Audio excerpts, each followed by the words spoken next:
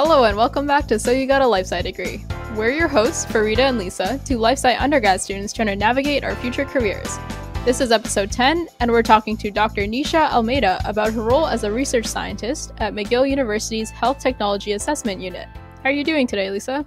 I'm doing well, just hoping for exams to be over soon. On a more positive note, I have recently finished-ish my TA position. I finished all my marking for this semester. I put in all their little grades into a little Excel document, all their little presentation and report marks. So yeah, that's all done. I feel like it's like the end of an era. Yeah. Also, the other day when I was just in my room studying, I look up and lo and behold, there's another squirrel on my roof. And this time he is closer than the one last time was. But he also stayed for less long. So again, I tried to get a photo, but he scampered off really fast. What are they trying to do on your roof? Do you have I have no idea. Yeah, what are they trying to do? Are they looking for a nesting? I don't think squirrels nest in the winter. Honestly, if I could find a way to attract squirrels to the underside of my window, I would definitely do it. Build a perch or something. Oh my goodness, I bet if I put nuts there. I bet you. Yeah. How are you doing? I'm doing pretty good. I finished my exams super early this semester, not to rub it in your face, but it's been pretty great. So my friend and I right now have been binge watching Avatar: The Last Airbender. Oh, and it's so good. We just finished it. Is it your first time watching it? It is, yeah. Yeah, that's a show I've never seen, and I don't know. I feel like it's too late now. It's really not. I think you would still really like it. There's some things that I come across that I can't believe that no one's told me this thing existed before, and people are just living their lives having consumed this piece of content. This is how I felt about when I read Harry Potter, and I was like, right. You guys are just walking around having read Harry Potter and just living your lives normal. What is your definition of no one having told you about something? Okay. It's not that they haven't told me. It's more they've had this experience and are not constantly talking about it. Right. Yeah. like how magic wand in French is baguette magique. Very offended that everyone who knew that has not told me. I did tell you. Well, yeah, you, not everyone. Yeah, are you ready to talk to Nisha today? Super, super ready. Let's get into it. Nisha is an epidemiologist and head of the Health Technology Assessment Unit of the McGill University Health Center. She works to assist hospital administration in evaluating the value of new health technologies and interventions using the best available scientific evidence. Followed by a master's and PhD in epidemiology and biostatistics at McGill University. Thank you for joining us today, Nisha. Thank you. You're welcome. Thank you for having me. So the first question we wanted to ask you is if you could tell us a little bit about what your job is. So I work at the Health Technology Assessment Unit of the hospital, so the McGill University Health Center. And just to give you a little preamble on what health technology assessment units are, they're actually a fairly recent development. So they've really gained in importance over the past 2 decades.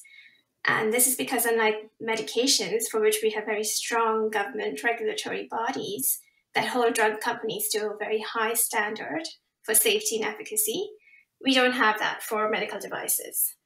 And that would mean that our healthcare institutions would be inundated with expensive health technologies that don't necessarily work. And given our healthcare setting, which are often resource strained, we have to ensure that the devices that the hospital invests in are both safe and effective.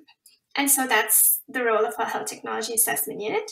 And they exist at many levels. They exist at the provincial level, the national level, or at the hospital level, which is what we are. We are a hospital-based health technology assessment unit. And so our role is to advise the hospital administration on integrating these new devices, but they don't necessarily have to be devices. They can be health interventions and health policies, and we evaluate how feasible they are for the hospital. That sounds super exciting. So could you give us some examples of projects that you've worked on in the past? Yep. So our unit is involved in 2 types of services, if you will. The first one is to perform a health technology assessment. So now that's where the hospital administration or a clinician comes to us and says, hey, I've heard about this robotic surgery and we're really interested in it. And so can you evaluate it? And so usually they just come to us and say, evaluate this thing. And because it's actually a scientific question, as much as a policy question, we have to frame the research question. And that's what is our first step. So as an epidemiologist, that's my first step, is to say, okay, what exactly is our research question? What is your population?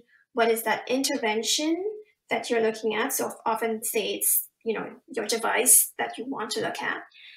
But then we often have to compare it to something, right? Because we want to know, well, how does this compare to the alternatives that exist already, if they do exist? And the most important thing is the outcome. What exactly are we looking to improve with this new device? And so that's that's a health technology assessment. We start looking at the literature to see what is out there in terms of safety, effectiveness, patient-reported outcomes for that particular device. And then we write the report.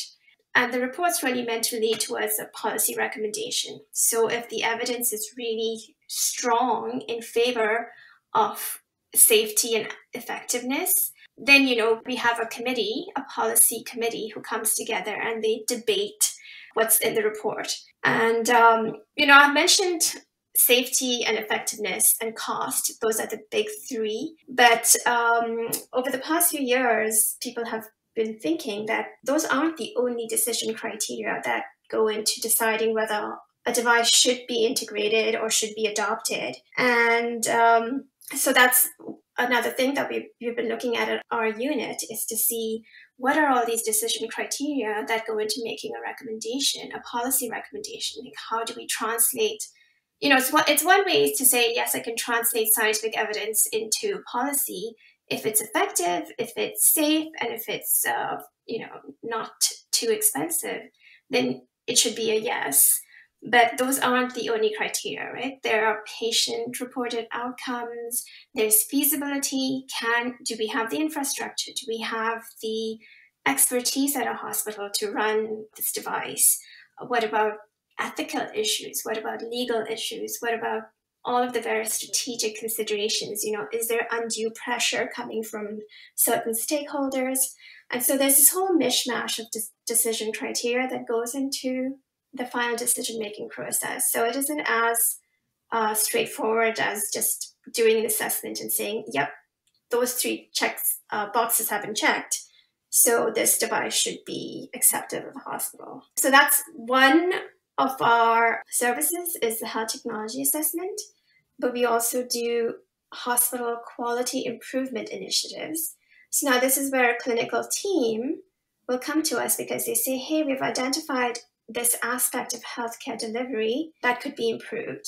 But, they know that there's something that can be changed, but they need our help. So our team, consists of epidemiologists and biostatisticians.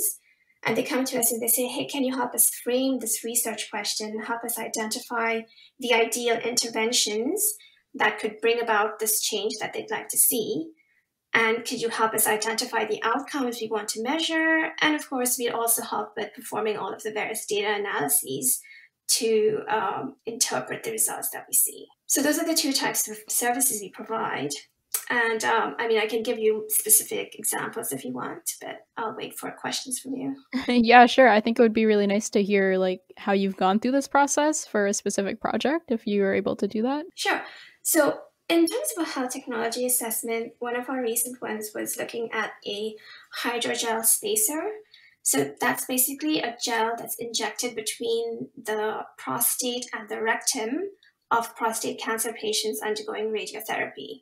So now the idea is that if you increase the space between the prostate and then the adjoining organs, we're going to spare these organs unnecessary radiation and hence reduce toxicity. So that's a realistic sounding hypothesis. And this was brought to us by the radiation oncologist to say, could we please evaluate this device? And when we looked at the literature, we found that, there was really only one study, one clinical trial, and the evidence was very, very weak.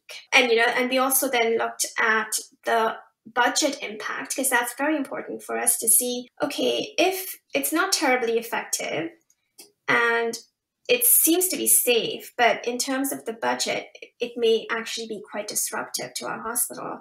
So we wrote the report, and then we had to weigh the pros and cons of all of these different decision criteria.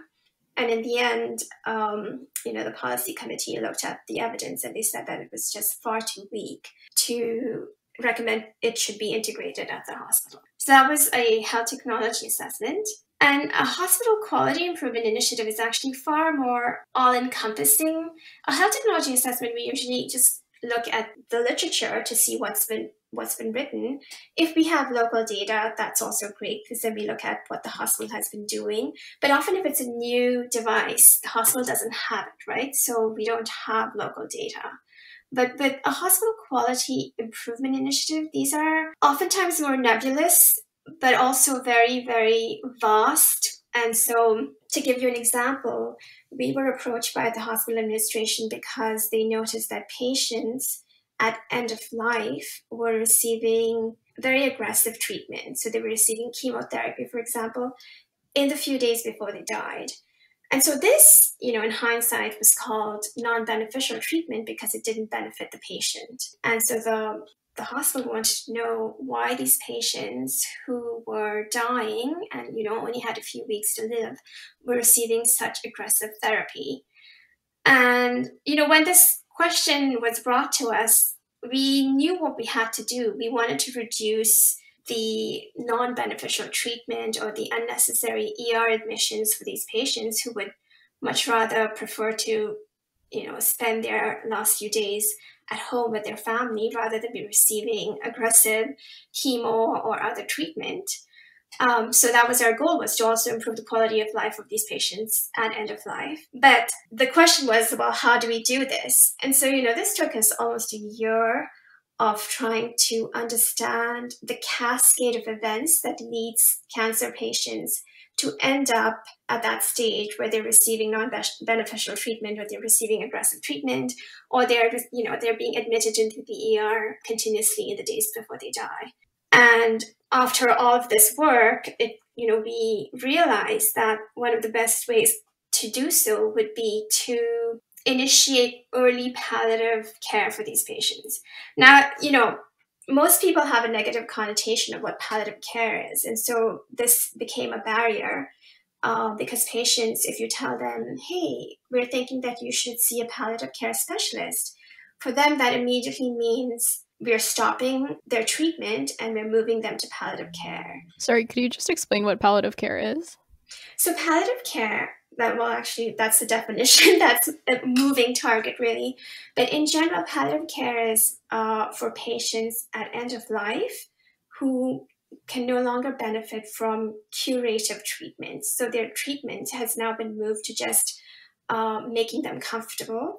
So all the medications and treatment they're receiving is just to palliate their symptoms. Mm-hmm. So to reduce pain, to make them more comfortable in their last few months or weeks before their presumed death.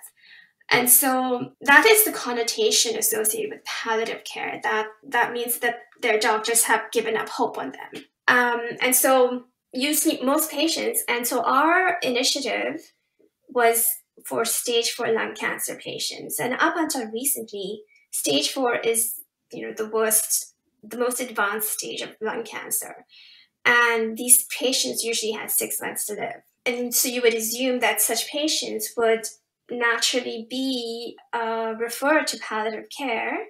So they would see a palliative care physician who would then lead them through these the process of coming to terms with their situation. And this initiative of trying to refer patients earlier to palliative care, the whole goal was to make sure that these patients have this conversation about their end-of-life goals. And, the literature was showing that if patients are prepared, then they don't end up in the ER at end of life, that they they have a very clear idea of where they want to spend their time, be it at home or surrounded by family. And they also have a very clear idea of what they want in terms of treatment at end of life. They don't want anything aggressive. They don't want to be intubated. They just want, maybe the bare minimum to be comfortable. So that's what led us to the idea that what we want to implement is make sure that these patients are having conversations with their doctors earlier on. So the initiative that we wanted to implement, the change, let's say, for these patients to improve their outcomes at end of life, was to just ensure that they had these conversations earlier in their trajectory. And what we were seeing was that these patients were not having these conversations with, be it their treating physicians or their oncologist or the palliative care physician.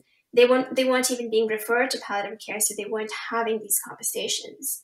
So the initiative, it's quite complex because we want to ensure that these patients are having these conversations, but at the same time, patients are now living longer.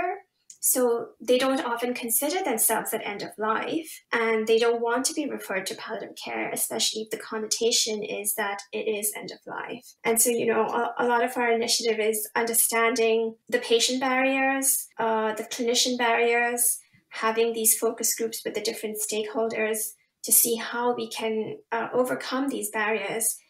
And what is the best way to implement what we want to do? What is the best way to have these conversations earlier with the patients so that they are prepared for that eventuality should, their end of life be far earlier than they had imagined it would be. So that's one of the initiatives we're looking at. Yeah, it's a tricky one. And it involves kind of ethical questions as well, like, do you want to do everything you can do to, increase your length of life, or do you want to focus on improving the quality of that last little bit? And yeah, I can see how that's a tough area to navigate. Yes, and I think one of these issues is that we're working with different clinical teams who have different goals, right? Your treating physician, their entire goal is to treat you so that you can get better. While the palliative care physicians, that's not their goal. Their goal is to make you comfortable. So their goal is to make sure you understand the nature of your disease, make you see, what the eventuality may be.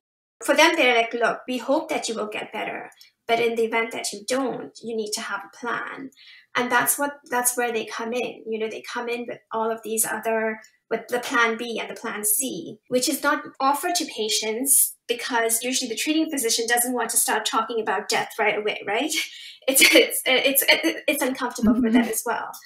So usually, if you have cancer and you go see your treating physician, they want to give you hope and they want to show you all of the treatment options available, but they don't really want to talk to you right away about, okay, what are you going to do at end of life if all of these treatments don't work? So that's why you have like these two different perspectives from the different clinical teams, and getting those two to come on the same page is a challenge for our team. So this is one of the challenges that we face, is how do we bring these two teams together so that we can work towards this common, because of course even the treating physicians understand that they need to improve end of life care for the patients. So it's very much, how do we bring everybody together and work together? And this is a challenge for us. Yeah, thank you for explaining that. So you gave us an example of the gel as a technology that you've assessed and you've decided not to implement. And then we kind of talked about the palliative care as an example of kind of like a policy you would implement to improve the quality of how the hospital functions. And I was also wondering if you have any examples of a technology that you've looked into and that you've actually ended up implementing in the hospital. Yes. So our unit has 3 types of recommendations, policy recommendations that we make. We can choose to approve it or not approve it, but we also have this middle ground where we can say approved for evaluation, which really means that there is a signal that something will work, but the evidence isn't quite strong enough yet. So we're saying that the hospital will fund doing a little evaluation project or a research project where we will, allow them to look at it for a year or so and then collect data so that we can actually evaluate whether it's doing anything, whether it's effective and safe within our hospital setting. So that's often our middle ground. When we think a device is promising, and we don't want to outright reject it. But we also can't, in good faith, approve it, given that the evidence isn't strong enough. So most recently, we had 2 biomarkers. So they're really blood tests. And the most recent one was a blood test that could replace your cholesterol. I'm sure both of you are familiar with cholesterol testing. You've heard of the good and bad cholesterol. So usually your family doctor will run a lipid test, and they may tell you, hey, your cholesterol is high. And so this test, actually, this novel test, has been shown to be actually better than the cholesterol testing that we've been doing for decades now, your usual high and low cholesterol tests. And the curious thing about this test was that, when the doctor who was promoting or really advocating the use of this test came to us, there was decades of research on this. And so when I looked into it, it was quite surprising at how much research was available and how strong the evidence was. But what was curious about this particular example is that the reason the test wasn't adapted into current practice yet is, there were all of these different factors. So a lot of it was inertia. People saying, oh, but everybody, the doctors and the nurses and the patients, they know what cholesterol tests is. We've been using them for so long. Wouldn't it be confusing to everyone if we just remove them and put in an entirely new test and no one will know what that even means? No one wanted to shake the boat too much, I think, so they're saying, look, if this test it's been working fine, then why do we need to fix it? And so our report actually had to show why this novel test was actually better than the current lipid tests and why it would actually benefit doctors and patients to use it, because there were certain populations who were being missed by the current cholesterol testing, and it would be really, really beneficial to them to have this new test. So it was interesting because in terms of the evidence, when we brought we wrote the report and brought the report to the policy committee, everyone was like, well, this is very straightforward. I mean, why are we even discussing this? Of course, this should be approved. But the doctor who had advocated for this test was very nervous because it had been decades and decades of him fighting to put this test into practice, but coming up against a wall. It was almost, political. And, I think this happens quite often, right? Because you have people who are just used to something for so very long that they become very attached to that particular test. And it becomes very difficult to change people's mindsets about something. And I think this is what, he was coming up against, is that we just don't understand why we should change our way of doing things. We've been doing this for decades. And it was almost, it wasn't really based on any scientific evidence. It was just, this is the way we do things, so why should we change? And I think this is another challenge that we face as a health technology assessment unit, is affecting cultural change, changing the way people think, changing their mentality about things, because most people are just so happy with doing things the way they're doing it that they don't want to change. And that's our role, is to write these reports and present the evidence, because you can't argue with the data, right? You can't argue with science. And so it's to promote the science and let that do the speaking. And that's what we saw with this report. It was very fascinating, is that if we let the science speak, everyone was convinced. It's like, they said, sure, we don't see why we shouldn't approve this. But now we are left with the second phase, is how do we now promote this to the general public, right? To the doctors who order these tests, to the patients. So we basically have to start an educational campaign to educate all the clinicians and the patients about this particular test and how it's more beneficial and better than the old one. So our work isn't done. We've approved the test, but now we actually need to make sure that people will use it. That's really cool. It's also kind of cool how it's a combination of, like science and looking into the literature, but also kind of more policy or like almost like social justice-y type Yes, my boss used to say it's like we are the United Nations and we have to do diplomacy on a daily basis. Yeah. I mean, everyone's on the same page, but they also have their own agendas and their own priorities sometimes. And so it's really just getting people to see what their main objective is, right? And being part of the hospital, our main objective is ensuring that the patients get the best quality care. And once we show them the evidence that one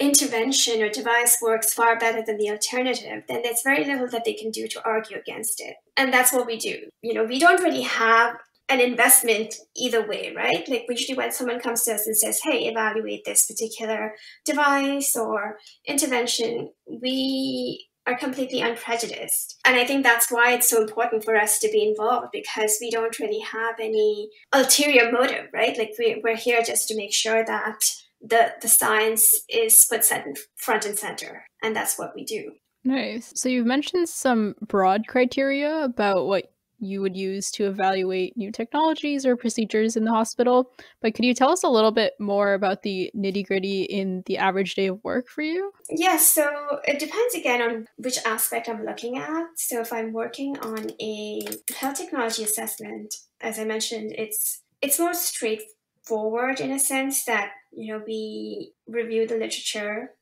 and then it's a lot of all of the epidemiological tools that we've learned about assessing the quality of the evidence, looking at all of the biases. Has the study been done properly, designed properly? A lot of biostatistical methodology as well. And so, it takes quite a long time, not just to first identify the literature that's already there, but then to review it properly and to then synthesize all of that evidence. Sometimes you may have only one study and that makes our life very easy.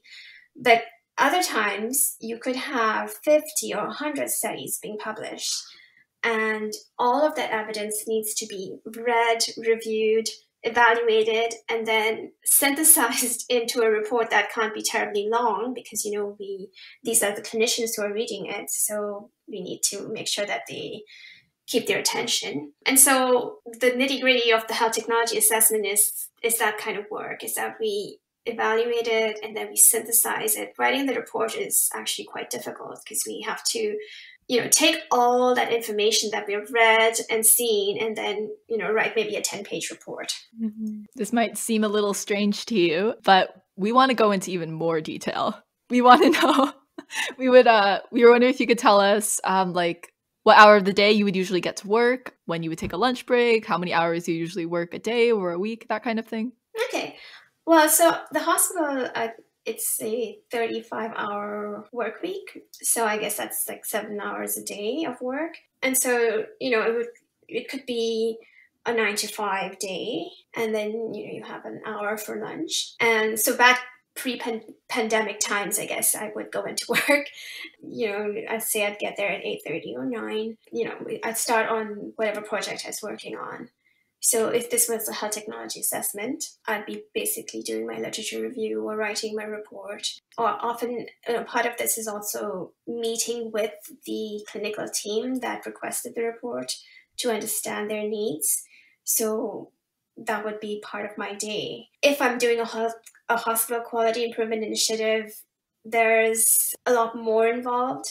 So I could be doing focus groups, which means that I have to first recruit the people to our focus groups. So we've done a couple of focus groups with the clinical teams, and that would mean we have to reach out to clinicians to participate, and that is not easy to do, to get very busy doctors to participate in an hour to 2 hours of a conversation. So just recruiting the doctors into these focus groups is quite the challenge. And so part of my day would be coordinating all of these different activities. It's interesting because actually the focus groups that we've done have all been during the pandemic. So they've all been virtual on Zoom. And, in a way, there's pros and cons to that. The pros have been that people have been able to call in from no matter where. So, if they were at their chalet in the middle of Quebec, they were still able to call in. I think that the cons were that I wasn't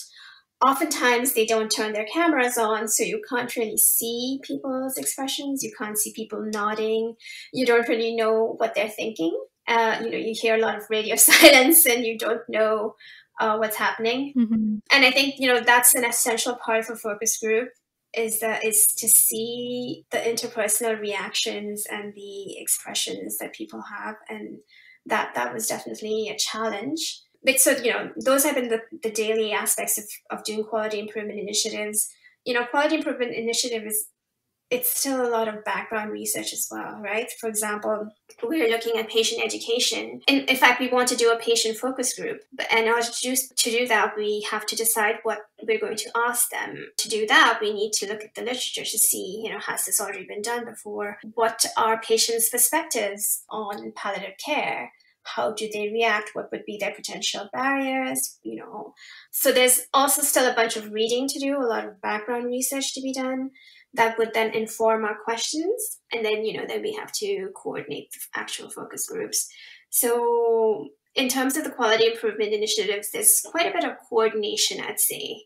Still a lot of research, but just to start to get that project off the ground, there's a lot of coordinating the different pieces involved. So the different teams, our own team members. And then once that project is off the ground, like for this lung cancer palliative care project, we haven't yet entered the implementation phase. We're still doing focus groups to understand what the situation on the ground is. And then once we implement it, we're going to have a long process where we're actually collecting data, saying, hey, are these doctors having conversations with patients? If they're having conversations with patients, what are the downstream effects? Have ER admissions been reduced? Has non-beneficial treatment at end of life been reduced? So this is basically an auditing process. So we then look to measure these outcomes. So another important aspect that I failed to mention earlier, to us, it's extremely important to us, is access to data. Mm-hmm. Now, our hospitals are still, not up to date with properly collecting data. So, you may have heard of electronic health records and everybody trying to get on that ship. But the electronic health records have been framed, with clinicians in mind, in the sense that it's like, okay, let's just make sure that all of this is available in an electronic format. So what that means is, say you go to a doctor and then the doctor takes all of these progress notes. Then what they do is they just scan it into their software. That doesn't help researchers, because when we want data, we want it to be accessible to us in a research format. That means if we say, hey, can you please pull up all the data for the last year for patients who were, had stage 4 lung cancer and who were referred to palliative care? That cannot be done because it's in a form, you cannot access scanned data, right? It's just not usable. And so while it's in an electronic format, it's not in a format that's available for us to use as researchers. And this is just coming on board, where they have now realized that, the hospitals sit on troves of incredible data, that if we could just access it, we could answer so many questions and do so many quality improvement studies. The only thing is we cannot access this data. And it's not just getting data, right? The data has to be complete. It has to be accurate so that whatever your interpretations are accurate as well. You don't want to be working with incomplete data and then coming to false conclusions. So, this is a huge process where the hospital has to ensure that they're collecting all the data and they're collecting it properly, and that it's accessible to the researchers who want to look at it. And this is it's a brand new initiative that the hospital is developing, which would make our lives so much better, because we would be able to run these quality improvement initiatives, do the auditing, look at all of this data, and come up with better solutions. So I'm hoping that this falls into place soon, but again, it's a work in progress. And what people have been doing before this is actually just going to patient charts. So, they call them chart reviews, but you actually have to hand review charts. Oh man. And can you imagine that is simply impossible, not just in terms of volume, but also trying to decipher handwritten notes. I mean, that's just, not feasible. Yeah, there's always the joke that like doctors have like the worst handwriting. Yes, exactly. And even today, I mean, these are barriers, but even today doctors handwrite their notes, and this is an important problem, because if their notes are illegible, then what kind of communication is there, right? Because if one team is relying on just reading the progress notes from another doctor and they can't even read them, then there is effectively no communication between the teams, right? And this is why electronic health records are so important, because if everything was available in a legible format online somewhere, and it would be accessible to all of the whole team that's treating that patient, there would be so many issues solved. Doctors would know what has already been, one team would know what the other team has done, which is not always the case. You wouldn't have, missing data because you don't really know what's happening. A lot of the doctors don't understand what has already been done. So in our case with the end-of-life palliative care, the palliative care physicians often say they don't know what has been told to the patient. In the sense is, have they already had this conversation about end of life, about advanced care planning? They don't know, because when that patient comes to them, they have no information. All they have is a referral form where the patient has not been referred to them, but they have no other information on the history of that patient or what conversations they've had. So you can imagine, if you had the central repository of that patient's file and data in an electronic format, it would make the doctor's life so much easier, and it would improve patient care. So this is, it's a no-brainer, but it's a difficult task to accomplish.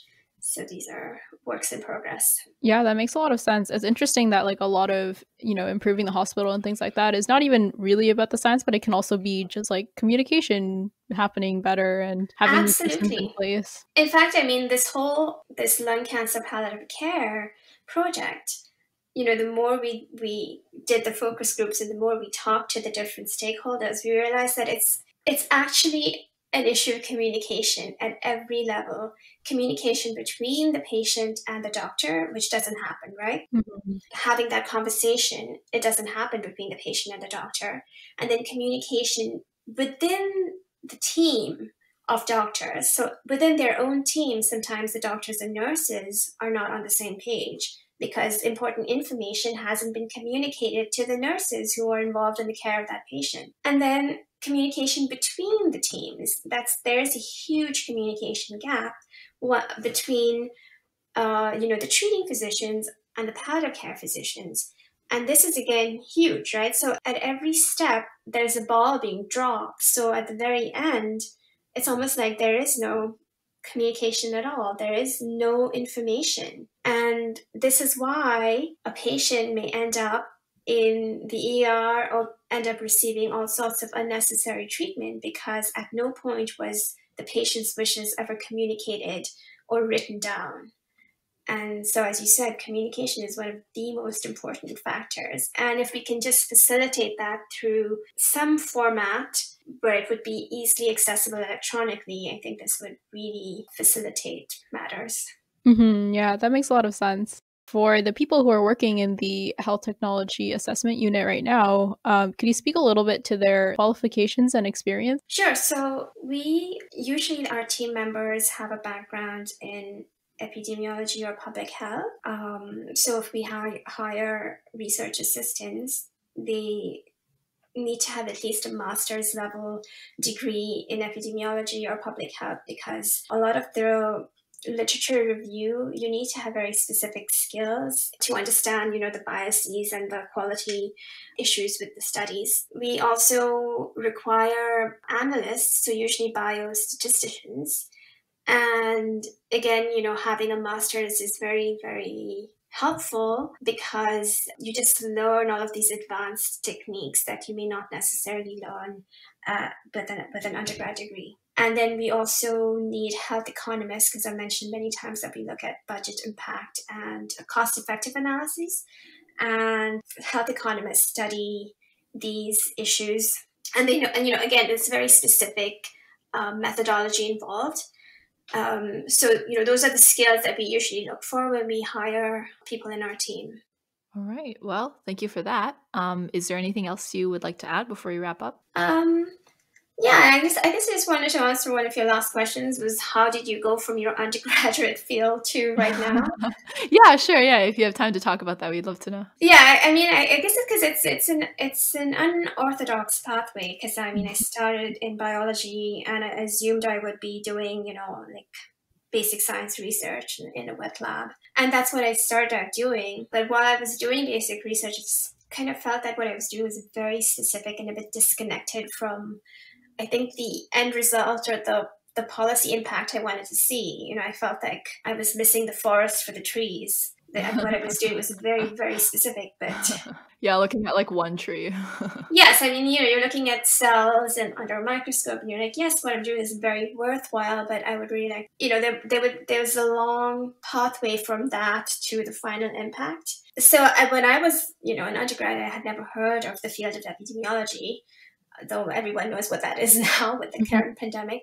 But back then, I had to research kind of from coming at it from a different angle, because it's like, this is what I want to do. I want to actually be able to see a more direct impact of my research on health policy. When I researched that, what came up was epidemiology and public health. And so that's when I looked into that a little more and ended up in that field and chose to do, master's and PhD. But when I finished my PhD with a degree in epidemiology, so if you don't want to go into academia, there's other non-academic jobs where they hire epidemiologists or health analysts. But again, when I finished my PhD, I'd never really heard about health technology assessment in very specific terms. And it was just that I came across this job posting where they were looking for epidemiologists. And it was fascinating to me that, hey, this was an avenue for epidemiologists to work in, because most people, they think that they need to work in, say, a public health setting like Health Canada or the Public Health Agency of Canada, where they actually are, where they hire epidemiologists mostly to work on infectious diseases. But there are other avenues as well for epidemiologists, so it doesn't necessarily have to be quite contained. Yeah, super cool. You'd be surprised. Like, a lot of people have kind of a windy path. It's actually, I think it's more common than not, if that's interesting to you at all. No, it's nice. I guess, when people choose to do PhDs, you feel like your options are very narrow, and that you've taken on the academic path, and that's the only way to go, and you need to get a job in a university. Absolutely. But even, when I was looking, when I finally decided I didn't want to go into academia, all of the jobs that were non-academic were often in these public health agencies, and where they often tend to do, surveillance or infectious diseases components. And so having not, when I did my PhD, it wasn't in infectious diseases epidemiology. You can do epidemiology in various different fields. And so I felt it was a little bit constrained, because there weren't jobs exactly in what I was looking at. And so it was nice to see that epidemiologists can still be quite versatile, and that you don't have to go into a particular area, and that there are different options out there. Yeah, that's pretty cool. I'm not sure if I missed it, but did you go straight from your undergrad into grad school? No, but I worked in a lab for a bit. And then after my undergrad, I did some wet lab research. But then after a while, I was, this is when I was kind of trying to figure out my path in life. Yeah. And, I had decided that I didn't think lab work was what I wanted to do. So before I went into my master's, I worked with a perinatal epidemiologist. So he was someone who looked at the determinants of disease or conditions in pregnant women. Mm-hmm. And so I worked with him as a research assistant, just to see whether I liked it. Mm-hmm. And then decided that, yep, that was something I wanted to do. And so I applied for a master's. Sounds good. Yeah, thank you for sharing that story with us. And thank you so much for just coming and chatting with us today. It was great to hear about your work. Oh, thank you. Yeah, I was happy to share it with you. If you would like to learn more about the McGill Health Technology Assessment Unit, you can visit their website at the link in the show notes. So we wanted to take this moment to tell you about our Patreon. We're raising funds in order to help pay for our podcast hosting service, equipment upgrades, and our own website. If you head over to patreon.com/soyougotalifescidedegree, you can view our 3 membership levels and the cool perks that come with them. For $1 a month, you can access bonus minicasts, which are 5 to 10-minute episodes where we talk about the interesting shenanigans in our lives, including weird animal discoveries like the truth behind blobfish. To check out this and our other perks, click on over to patreon.com/soyougotalifescidedegree. So Lisa, what are your thoughts? I thought it was funny how she was like, yeah, I was working in research and I just really didn't like how I felt like I couldn't see the forest for the trees, because I'm just like, I love the trees. I love individual trees. I love individual leaves on individual trees. I don't care about the forest. Yeah, actually, I was thinking about that earlier in the interview where I was like, that's the exact reason I also didn't like research, is that our entire lab was like, okay, we're going to spend 2 months figuring out how a Drosophila rolls. And like, why does it roll? Like, what exactly is the angle that it rolls at? How many times does it roll before it's stopping? Yeah, exactly. And I was like, what is the point of this? Yeah, people are so into Drosophila and I just don't get it. There's a lab at McMaster that they exclusively study Drosophila, and I went to this one seminar where they were just talking about the Drosophila wings and like the patterns in the wings. And then she put up, like, the person who was presenting, she put up 2 wings on the slide, and I was like, okay, she's talking about 2 identical wings, and that's what this slide is meant to illustrate. No, the slide was meant to illustrate differences in the wings. Oh man. By the end of the seminar, like, I was able to see it. So imagine 2 years of that. Yeah, the other thing is like the contrast from my reaction to my prof's reaction, where she's like sitting at the edge of her seat, like so excited about Drosophila rolling, and I'm like, okay, clearly there's something not here for me. Yeah, I like translational research, but I also don't mind working on a very like specific aspect. I'm like, I don't know, I don't like humans, so. I like human cells, but I don't like too many cells. Like, as soon as they start to form an actual human, that's too many.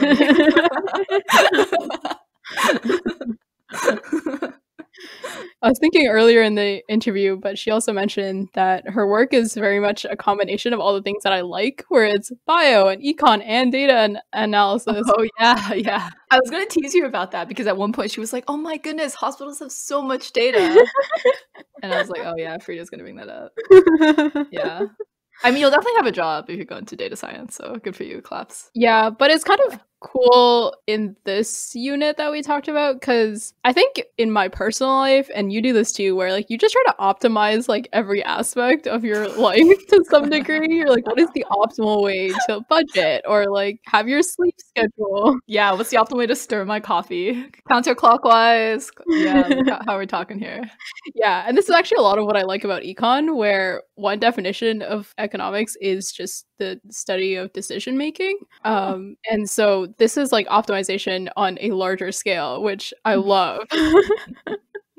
Yeah, I can see you do. It's definitely like science involved as well. Yeah, pretty research based. It was pretty cool. I think I would be terrified to actually have her job. Like, that's the thing, is that's what I like, at least as someone who has never done a research project yet.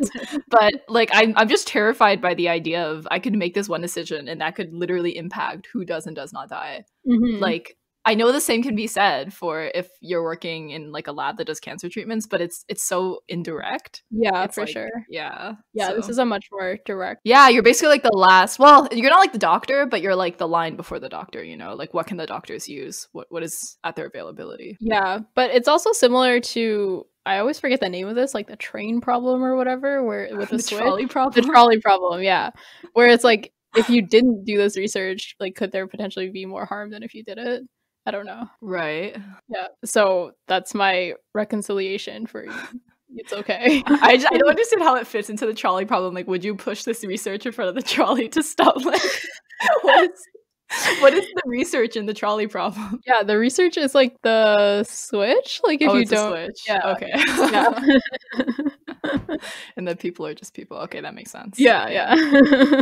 What did you think about all her talk about inertia and like, how it's hard to get people to change to new things because they want to stick with old stuff? Yeah, I think that's like a very serious issue in a lot of these types of things, especially if it's like unintuitive. Like the change on the surface doesn't seem like the intuitive move. Like, I have more of an economics example, but it's very broad. Yeah, I mean, I don't think it applies to just healthcare. I think this is like applies to everything in the world. Yeah. I think last semester we were learning about how, I think this was after like World War II or something, where actually I don't know, one of the world wars, where there was like a recession and people were encouraged to like save all their money and like not spend anything and just like really buckle down on their savings and stuff like that. Yeah. But like after that period, it was kind of found out that like the opposite is what you should be doing during. Right. Yeah, like when the economy is bad, you want to be like stimulating it. Yeah, so exactly. So now governments give you like stimuluses to spend on the economy. Yeah. Yeah, so that's like, it's unintuitive. Oh, I see what you mean. Yeah. Mm-hmm. Yeah, it's like, it's both like ingrained. The idea from before is like, oh, you should like save money. Yeah, exactly. Which might be true on an individual level. Yeah, exactly. Yeah, but the aggregate, the opposite. Yeah, that's quite interesting. Mm-hmm. But I guess kind of related is like, we talked about how a lot of improving hospitals and patient care is not actually about the science or the technology that's coming out. It's really just like improving communication and like cooperation between, nurses and doctors, or, understanding of what patients need. Yeah. And Nisha was saying, she was like, oh, it's nice how you just use the science, you just put the science out there and then it speaks for itself. And I was thinking, yeah, but that's because you work in a hospital. I can tell you most of the time science doesn't speak for itself. Yeah, there's this guy who wrote a book about like checklists, and at first I was like, okay, this is like, oh my goodness, come on, like you're selling like snake oil here. But his whole thing was like, original research was based off of hospitals where doctors would just be like, oh yeah, I know how to do this procedure, like, don't belittle me like this, I don't need a checklist. But then once they started implementing checklists, like the patient care and like amount of incidents dropped dramatically because it was just like people would overestimate their ability to remember everything and like do things in a procedural manner. So it's just like little tweaks like that actually have huge consequences in a place like a hospital. That's true. I also like how she pointed out that when you're introducing a new technology, it can't be as good as the existing technology. It has to be better, or at least this as good but way cheaper kind of thing. Yeah.